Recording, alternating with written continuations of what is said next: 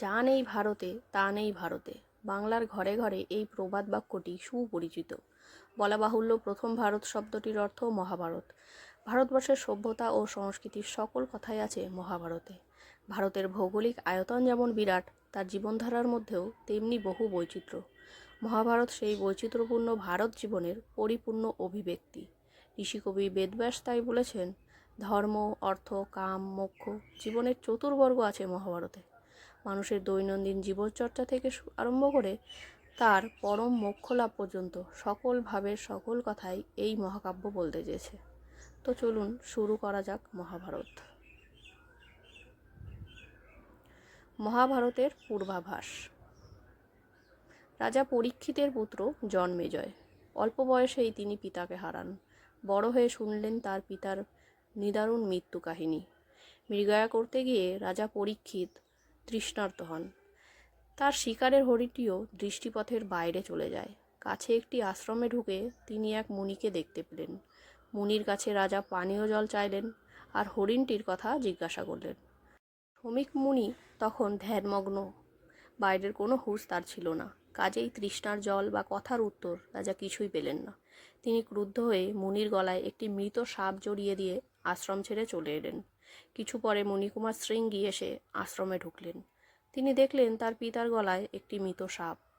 রেগে তিনি অভিশাপ দিলেন, যে আমার বৃদ্ধ পিতাকে এরূপ অবমাননা করেছে সে 7 দিনের মধ্যেই তক্ষক নাগের দংশনে প্রাণ হারাবে। শ্রমিক মুনি ধ্যান ভাঙার পর এই নিদারুণ অভিশাপের কথা শুনলেন। পুত্রকে এজন্য তিরস্কারও করলেন অনেক, কিন্তু আর উপায় নেই। তপস্বী পুত্রের এই অভিশাপ অব্যর্থ, তাই তিনি রাজা পরীক্ষিতের কাছে সংবাদ পাঠিয়ে তাকে সাবধান করে দিলেন। মন্ত্রী ও পার্ষদেরা এই সংবাদ পেয়ে রাজার জীবন রক্ষার জন্য সকল প্রকার ব্যবস্থা করলেন। নিরাপদেই 6টি দিন কেটে গেল। 7ম দিনের সূর্যও পশ্চিম দিকে ঢলে পড়েছে। দিনের শেষে রাজা তখন ফলাহারে বসেছেন।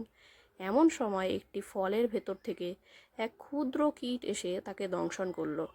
কীটটি আসলে তক্ষকনাগ স্বয়ং। তার দংশনে রাজা প্রাণ হারালেন। পিতার এই শোচনীয় মৃত্যুর প্রতিশোধের জন্য জন্মেজয় সর্পমেধ যজ্ঞ করলেন। তাতে আহুতি দেওয়া মাত্র চারিদিক থেকে নাগকুল যজ্ঞের অগ্নিতে পড়ে প্রাণ হারালো। কিন্তু তক্ষক কোথায়? সে প্রাণ ভয়ে ইন্দ্রের শরণাপন্ন হয়েছে, তবে তারও রক্ষে ছিল না। ঋত্বিকদের মন্ত্র শক্তিতে তাকেও আকাশপথে আসতে হলো। অবশ্য আস্তিক মুনির চেষ্টায় শেষ পর্যন্ত তক্ষকের প্রাণ রক্ষা হয়েছিল। জন্মেজয়ের এই সর্পযজ্ঞে দেশ বিদেশ থেকে মুনি ঋষিরা এসে সমবেত হয়েছিলেন। এসেছিলেন শিষ্য বৈশম্পায়নকে সঙ্গ করে স্বয়ং ব্যাসদেব। ইনিই বিপুলায়তন বেদশাস্ত্রকে সকলের বোধগম্য করার জন্য 4 ভাগে ভাগ করেছিলেন।